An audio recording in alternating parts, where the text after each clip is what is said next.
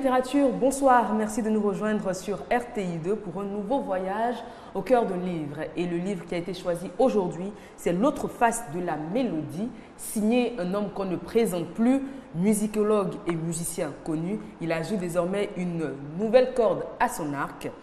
Auteur, Valène Guédé, bonsoir. Bonsoir. Merci d'être présent sur ce plateau pour parler de votre œuvre, L'autre face de la mélodie. Alors, au cœur de ce livre, nous avons pas mal d'articles sur certains artistes et leur style de musique que vous essayez de repérer dans le temps, on dira ça comme ça. Oui, bien entendu, oui. C'est une émission qui passe sur Fréquence 2, une des chaînes de la RTI, animée par Didier Bléou. Et pendant cette émission, j'ai droit à 15 minutes et je fais une chronique sur une chanson d'un artiste. Et j'essaie de l'analyser sur le plan musical, comment il chante, dans quelle tonalité il chante. Et en même temps, je mets beaucoup plus en exergue le côté poétique de la chanson. Pourquoi le côté poétique? Parce qu'il y a des chansons que nous écoutons, les mélodies, on les aime bien, comment elles sont construites, les notes, etc. Mais on ne sait pas ce que la chanson dit, point de vue parole. Et je crois que c'est très important, ce côté-là. Il fallait le faire ressortir. Et donc, c'est ainsi que j'ai choisi, dans le premier tome que nous avons sous la main ici, 63 artistes d'ici et d'ailleurs, de manière majoritaire des Ivoiriens quand même. Et j'ai pris 2 artistes congolaises, 2 artistes camerounaises, et j'ai pris un artiste américain, Michael Jackson. J'ai pris un Sénégalais, Baba Mal, et puis il y a une fille franco-belge et congolaise, métisse, Sissi Mananga, et puis le reste sont des Ivoiriens, mais toute génération et puis tout genre confondu aussi. Tout à fait, toute génération et tout genre confondu. Voilà. Quand vous réussissez à trouver de la poésie dans certains titres coupés, décalés, on voit là votre génie quand même.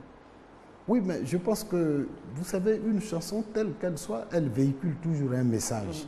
Elle véhicule ce message-là, il faut bien l'écouter. On va commencer tout de suite avec Almighty, avec ce titre presque prémonitoire, Le jour de ma mort, que vous avez bien décrit. Vous avez commencé par définir son œuvre.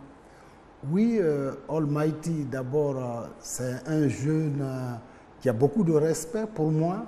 Et d'ailleurs, il a repris une de mes chansons, Digna Baye, en rap. Et il m'a appelé un jour, je suis allé faire un featuring avec lui. Et c'est un garçon qui était attaché à moi. Et puis en même temps, il a organisé l'année passée un festival de rap. Il m'a invité, il a insisté que je sois là. Et je suis allé le voir.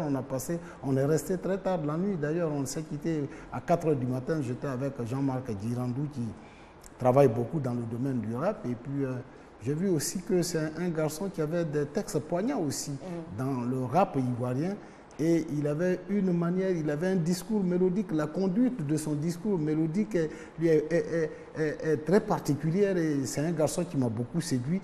Et puis, quand il est mort, j'ai fait une lecture de tout ce qu'il a produit. Et puis, j'ai trouvé ce texte-là. Alors justement, est-ce qu'au travers de ce texte, de cette chanson, est-ce qu'on pouvait décrypter son rapport à la mort?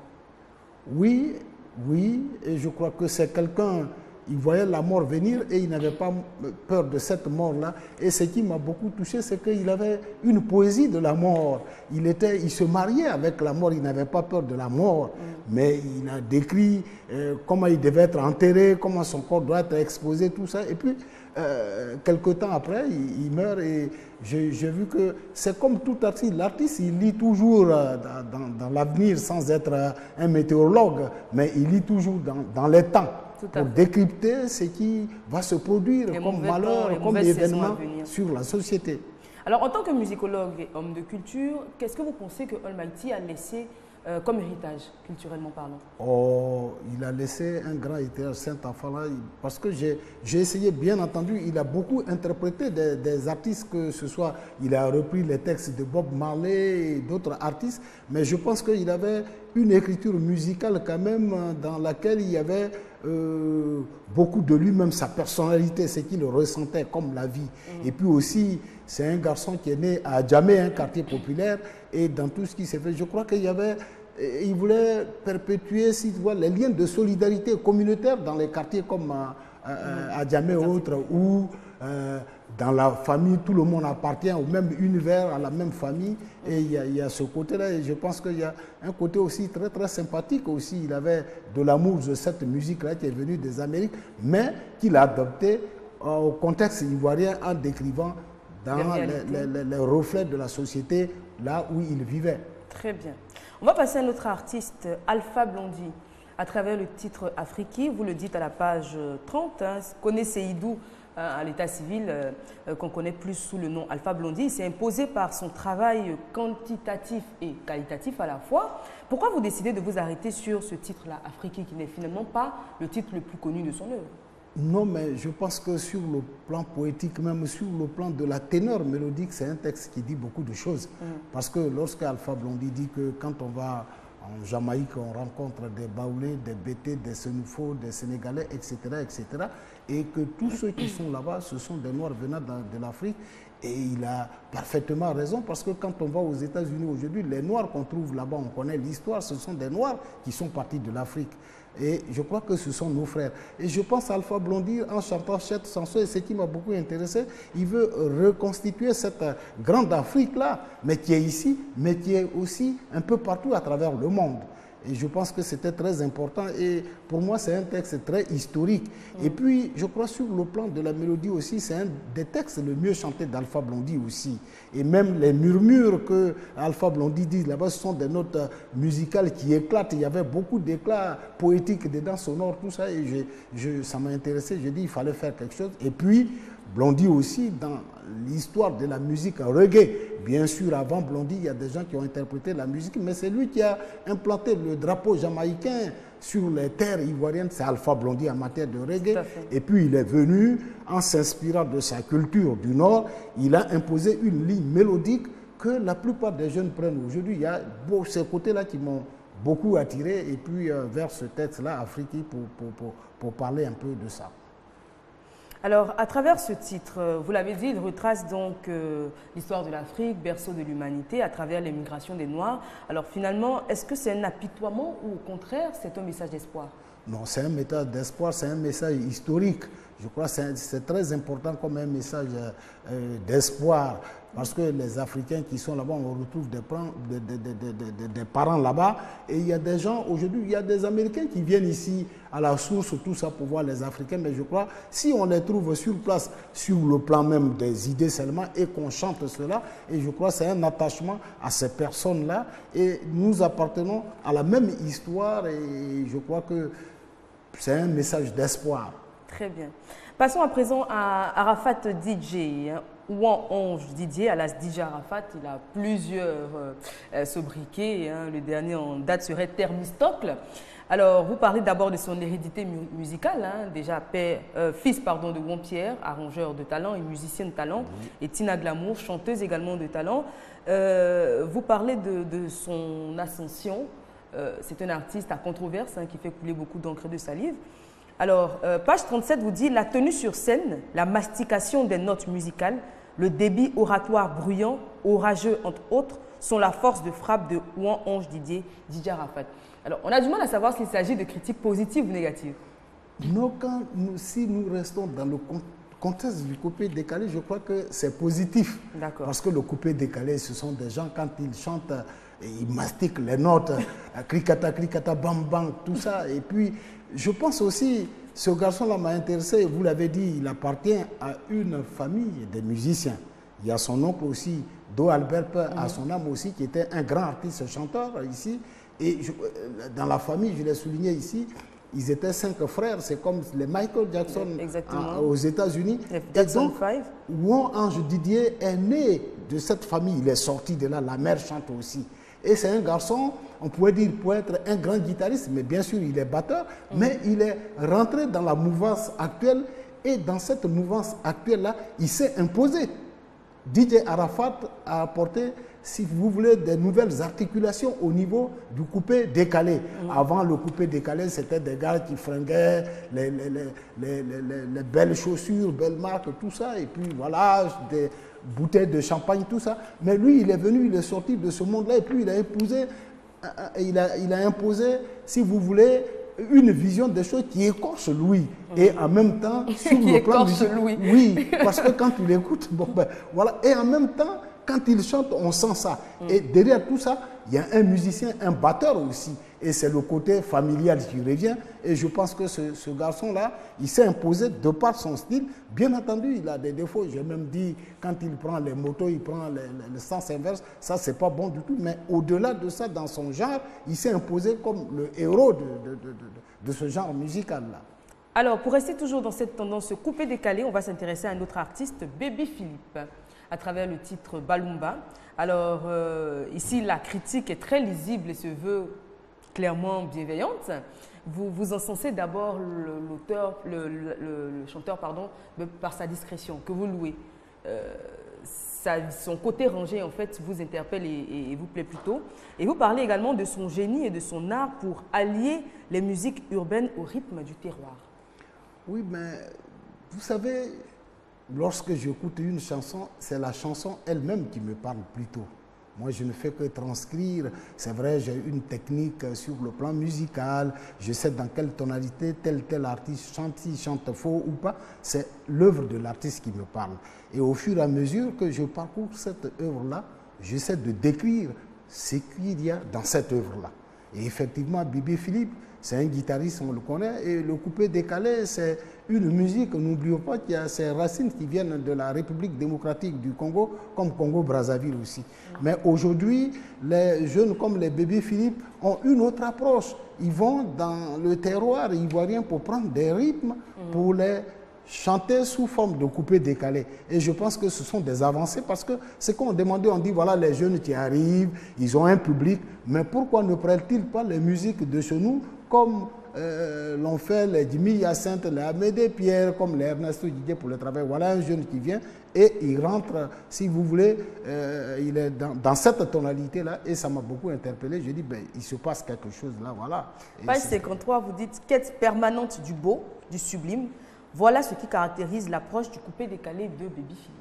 Oui. Et vous lui prédisez même un avenir brillant, en tout cas s'il reste sur cette lancée. Oui, je l'ai dit, mais tout dépend de lui. Je crois que c'est un garçon qui est sérieux, il travaille beaucoup, il est dans les studios, il fait des arrangements et lui-même, il est très bon chanteur, bon instrumentiste. Je pense que s'il reste sur cette voie-là, il va, je crois que, je ne dirais pas qu'il va nous faire tomber ici du soleil, du ciel, mais il a des beaux jours devant lui en tout cas. Très bien. Passons à une autre artiste, Chantal Taïba. Moi, j'aime particulièrement. Vous parlez de son parcours, de ses origines kroumaines qui influencent fortement son œuvre, à commencer par son fameux lever de jambes. Et vous nous décrivez, je pense que pas mal de personnes l'ignorent, l'origine donc de ce lever de jambes. Oui, effectivement.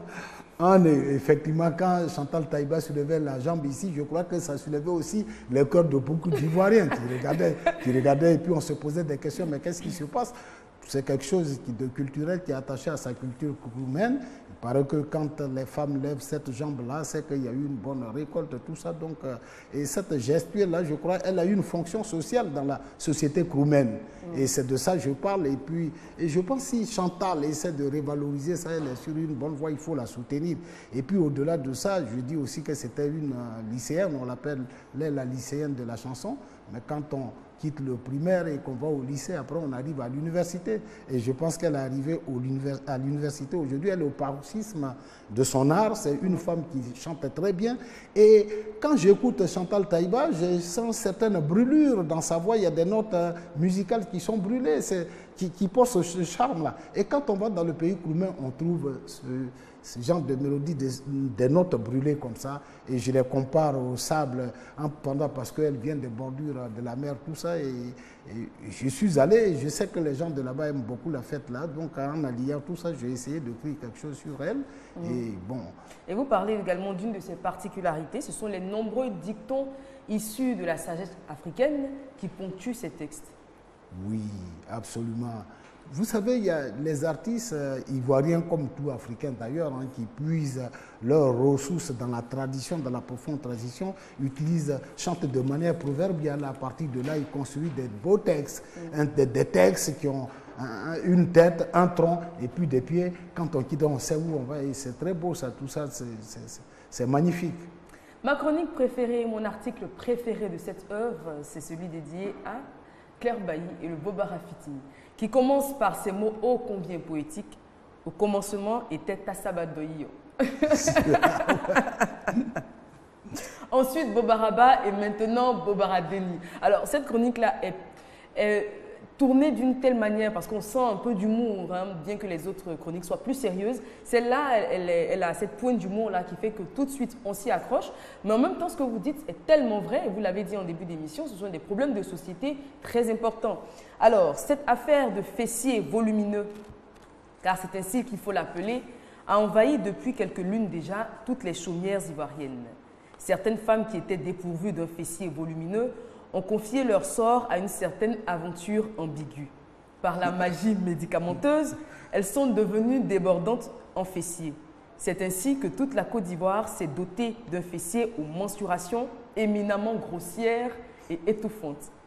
La chaleur suffocante que nous avons vécue récemment n'est-elle pas due à ce qui précède? Je vous écoute.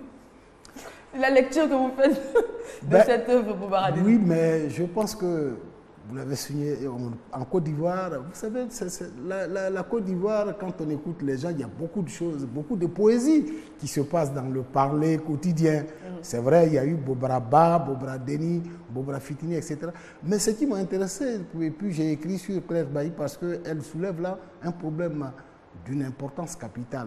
Vous le dites, pardon de vous couper, la seule à avoir dénoncé cette attitude ségrégationniste fessière de manière ostentatoire, c'est Claire Bailly. Oui, bruyamment. Et c'était Claire Bailly, mais c'est vrai, dans nos sociétés, je crois que souvent les gens aiment mal vu ou bien l'apparat, tout ce qui est superfétatoire, tout ce qui n'est pas vrai, tout ce qui est faux.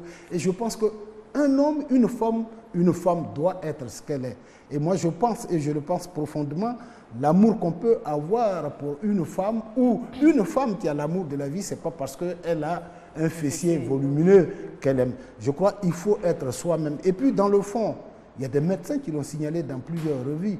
Il y a des femmes qui prennent des pilules, tout ça pour avoir... Même des cubes d'assaisonnement qu'on ne citera pas de nom. Voilà, effectivement.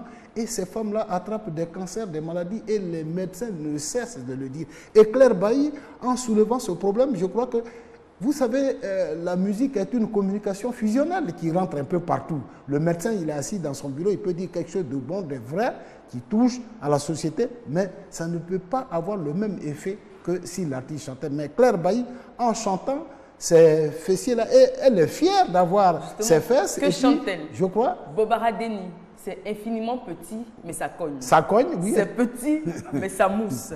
À connaît pas à demander. À connaît pas à demander.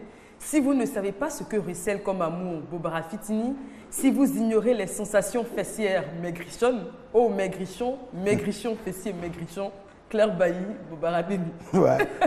Mais c'est vrai, je pense que aujourd'hui, c'est vrai, le message qu'il faut retenir, il faut aimer la femme pour ce qu'elle est, ou bien pas pour ce qu'elle est devenue en prenant des pilules. Vous voyez, il faut être soi-même et je crois qu'on est venu en ce monde-là. Il y a des gens qui ont 2,80 m, c'est bien pour eux. Il y a d'autres qui ont 1,60 m, c'est bien pour eux. Il faut être soi-même. Et c'est le problème que Claire Bailly pose là. Et je crois que c'est un problème d'ordre sociétal qui intéresse tout le monde. Et il fallait le souligner à grands traits. Et c'est ce que j'ai pu faire. Et que vous avez très bien fait d'ailleurs. Très bien fait. Voilà. Alors, Petit Denis, pour passer à un autre artiste, cette fois-ci, on est dans le Zouglou. Petit Denis, on le connaît avec sa patte qui dépeint avec verve et humour les travers de la société. Alors, le titre que vous avez choisi, c'est Nyongi. Au travers de cette chanson, il dénonce les femmes qui usent donc de leur aisance financière pour satisfaire leur libido avec des hommes plus jeunes. C'est bien cela? Oui, c'est bien ça et je pense que c'est... Vous savez, le Zouglou, ce qui caractérise le Zouglou, c'est dire les choses de manière crue, même si ça blesse, mais avec de l'ironie, de l'humour. Et Petit Denis, et je pense aussi, je l'ai aussi choisi parmi les Zougloumanes, je pense que c'est une des meilleures voix parmi les chanteurs de Zouglou ici en Côte d'Ivoire. Et il dénonce un comportement dedans que tout le monde dénonce, mais en même temps, et lui-même vers la fin de l'article, je parle aussi de sa vie. Parce que lui, en tant que celui-là qui éduque la société de manière permanente, et je pense que lui-même aussi, il doit se donner... Vous l'invitez d'ailleurs à se ressaisir. À se ressaisir. Page 99, il est donc temps que l'enfant de Batanikro se ressaisisse. Oui. Parce qu'il faut qu'il arrête souvent, quand on apprend un très grand chanteur comme lui, on apprend à Petit Denis, il est dans tel fumoir, et il le dit lui-même. Il dit qu'il consomme la drogue, et je pense qu'en tant qu'un bon chanteur, en tant qu'éducateur permanent de la société, il y a beaucoup de jeunes qui l'aiment aujourd'hui. Il doit donner aussi un comportement sage vis-à-vis de ces jeunes-là aussi qu'il aime tant, et même des grandes personnes aussi qu'il aime. Tout à fait, parce et je donnais des exemples. Par toutes les couches de la et je donnais société. des exemples, c'est comme il y a un des patrons de Sting Head en Angleterre qu'on appelle Sid Vicious. Il a dit qu'il ne pouvait pas vivre 20 ans, 21 ans. Et que s'il vit longtemps, c'est 21 ans. Et ce gars-là, toutefois qu'il sort, je l'ai dit dans le livre, lorsqu'il sort, là, il y a la bagarre. S'il n'y a pas eu trop de morts, c'est 20 personnes. Ça boit, ça fait la casse, tout ça. Et ce garçon, il est mort. Il s'est adonné à la drogue, il est mort à 21 ans. Et j'ai parlé de Jimi Hendrix, qui est l'un des meilleurs guitaristes au monde ici. Il est mort à 27 ans, mais il était attaché à la drogue. Il était attaché, sans la drogue, il ne pouvait pas jouer. Et je dis que dans les grandes cités, c'est vrai, c'est des cités évoluées, tout ça, les jeunes, ils commencent avec la drogue, mais dans nos sociétés à nous, et j'interpelle Petit Denis parce qu'il appartient, il est guéri, lui. C'est une société où les masques, la cosmogonie des masques, on donne des conseils là-bas, on est formé pour la vie, et quelle que soit la dureté de la vie, on doit affronter cette dureté-là. On ne doit pas se laisser aller à travers la fumée, etc. Et je prends cette image-là, quelqu'un qui fume, qui est mêlé dans le vent, que le vent balance et qui n'est plus lui-même, qui est squelettique. Et je dis, il n'a qu'à revenir vraiment à son esprit, que la Côte d'Ivoire a besoin de lui. Très bien, on espère donc que cet appel sera entendu. On va passer à Niaouré Jimi, un artiste qui nous a quittés en 1996, précisément le 16 août, et à son œuvre, donc le Polier, décryptage donc du Polier, qui, encore une fois, on apprend beaucoup de choses, hein, très chers téléspectateurs, je vous le dis, on apprend pas mal de choses à la lecture de cette œuvre. Donc, décryptage du Polier, qui illustre la façon dont on utilise la poire à lavement. Qui l'eût cru? Oui, Polier, c'est un terme niabois. Quand on vient chez les Bété ici, les Bété disent Plei, Niaouré Jimi. Vous savez que les Niabois sont une ethnie tampon entre les Guérés et les Bété. Donc tout ce qui est masque, tout ce qui est Tourou, tout ça, ça vient du pays Niabois. Et Niaouré Jimi, c'est là il a pris ce genre musical-là, le Polier, et dont il est devenu maître par la suite. Et dans cette communauté-là, Polier, c'est poire à lavement. Poire à lavement. Et quand Niaouré Jimi danse, quand on danse le Polier, il y a des gestuels, la femme avec la tête courbée en avant, le fessier levé, le garçon qui tourne de manière rotative autour de ses fesses avec des gestes sensuels, etc., etc. Donc c'est venu de là. Mais Niaouré Jimi, en prenant ce genre musical-là, il a fait de la grande poésie. Et à travers ce genre-là, il ne lançait que des défis à lui-même et puis des défis aussi à la vie. Et le morceau dont on parle ici, Ouré Brazaï, c'est un grand masque.